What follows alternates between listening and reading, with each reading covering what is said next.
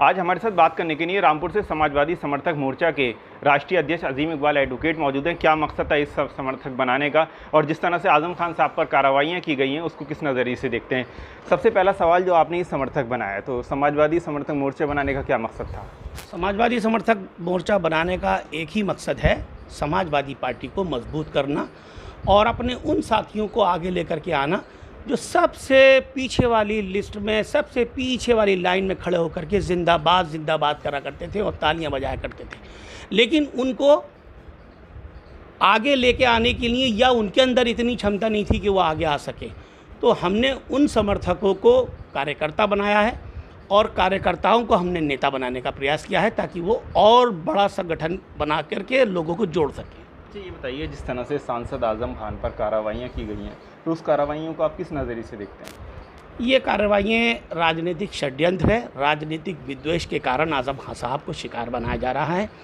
आजम खान साहब की कुछ ज़बानी लफ्ज़िशों को लेकर के उनके साथ में ये दुश्मनी निकाली जा रही है। अच्छा, जिस तरह से कार्रवाइयाँ की गई तो लगातार आरोप रहा कि यहाँ के जो लोग हैं उन्होंने ये कार्रवाइयाँ कराई हैं। आजम खान पर आरोप रहे कि उन्होंने जौहर यूनिवर्सिटी के नाम पर ज़मीन पर कब्जे किए, लूटपाट की, तमाम यतीमखाना प्रकरण में कार्रवाइयाँ की गई, तो उस पर क्या कहेंगे? ये सब आरोप झूठे और बेबुनियाद हैं। आलियागंज बराबर में, यूनिवर्सिटी के बराबर में एक गाँव है, 24 लोग हैं कुल, उसमें से 22 लोगों ने आजम खान साहब का समर्थन किया है। कुछ लोग हैं जिनको खड़ा किया गया है दुश्मनी के नाते, किसी पार्टी के द्वारा, सीधे सीधे आरोप है भारतीय जनता पार्टी के द्वारा खड़ा किया गया है। आजम खान साहब के जो ज़ाती दुश्मन हैं उन्होंने खड़ा करके उन लोगों को निशाना बनाया आजम खान साहब को। और वो 4.25 बीघा ज़मीन वाले लोग, उनको भी सब कुछ दिया गया है आजम खान साहब, प्रतिफल सबको मिला है। लेकिन अब चूँकि इतनी बड़ी यूनिवर्सिटी बन गई है तो ये आजम खान साहब को ब्लैकमेल करना चाहते थे।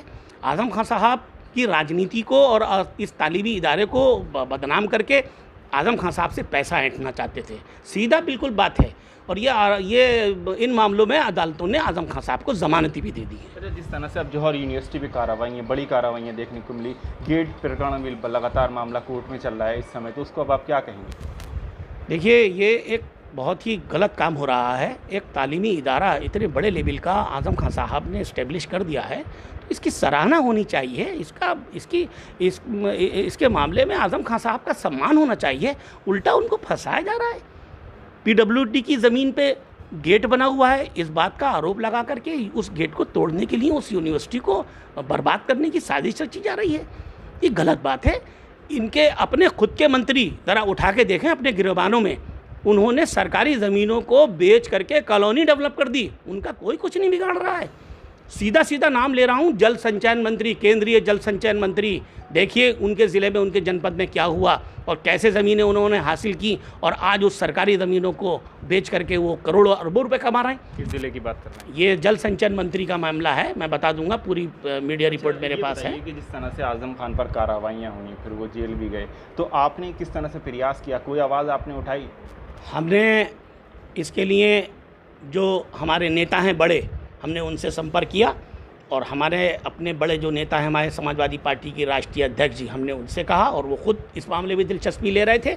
लेकिन जनता से और मीडिया की तरफ से आवाज़ें उठ रही थी कि पार्टी कुछ नहीं कर रही है, पार्टी कुछ नहीं कर रही है, जन आंदोलन नहीं कर रही है।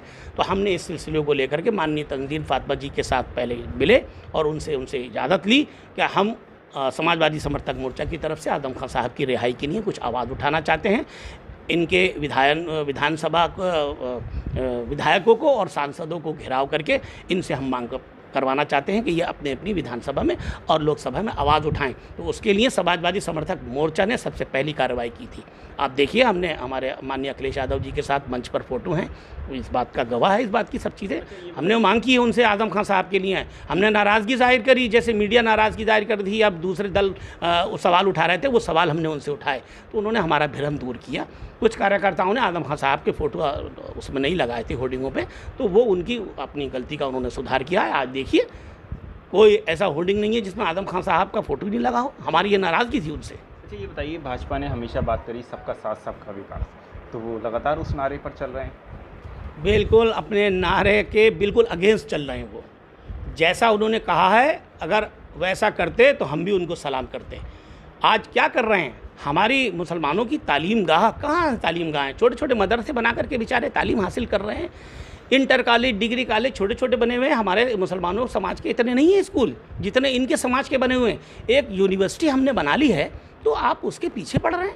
उसको कभी सरकारी ज़मीन पे कब्जा करने के नाम पर, कभी भूमाफिया बना करके आप उसको निशाना बना रहे हैं। ये तो गलत बात है। क्या विकास हुआ था सपा सरकार में? सपा सरकार में जितना विकास अब तक की सरकारों में किया है उतना किसी ने विकास नहीं किया है। जो शिक्षा का मामला हो, गरीबों का मामला हो, कन्या विद्यादान का मामला हो, लैपटॉप बांटने का मामला हो, बहुत बड़े लेवल पर एक एक्सप्रेस वे उन्होंने अखिलेश यादव जी ने बनाया है। आज तक कोई उसका मुकाबला नहीं कर सक रहा है। और लखनऊ में मेट्रो और तमाम जगह पर मेट्रो स्टार्टिंग अखिलेश यादव जी ने की है। अच्छा, ये बताइए कि अभी सांसद आजम खान की तबीयत कैसी है? मेदांता में इलाज भी चल रहा है उनका। तो देखिए, आजम खान साहब की तबीयत ठीक नहीं है। अभी उनके फेफड़ों में जो संक्रमण है अभी वो पूरी तरह से सही नहीं हुआ है और उनको बहुत ही गहन जांच में रखा गया है और उनसे कोई मिल भी नहीं रहा है कोविड-19 के नियमों के तहत। वो अभी बहुत अलील हैं, बहुत तबीयत बताइए कि अभी हम देख रहे हैं कि पार्टी में कोई गुटबाजी है क्या? कहीं अभी जैसे जन्मदिन कल था तो हमने देखा कि अलग अलग तरीके से मनाया गया है। किसी कोई गुटबाजी नहीं है। हम समाजवादी पार्टी के साथ हैं, समाजवादी पार्टी के लिए ही काम कर रहे हैं।